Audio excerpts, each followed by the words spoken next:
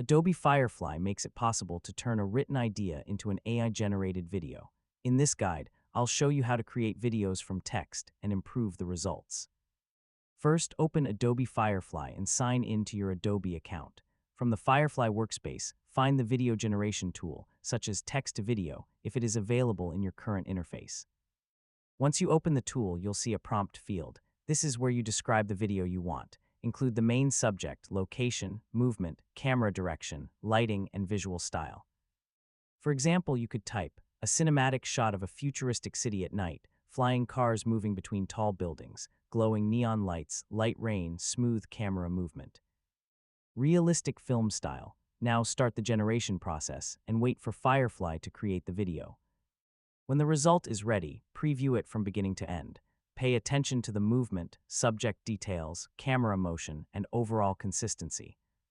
If the video doesn't match your idea, improve the prompt instead of starting completely over. Try adding specific instructions such as close-up shot, wide-angle view, or soft natural lighting. More precise descriptions can help guide the generated result. You can also explore available settings to adjust options such as aspect ratio and other video controls. Choose the format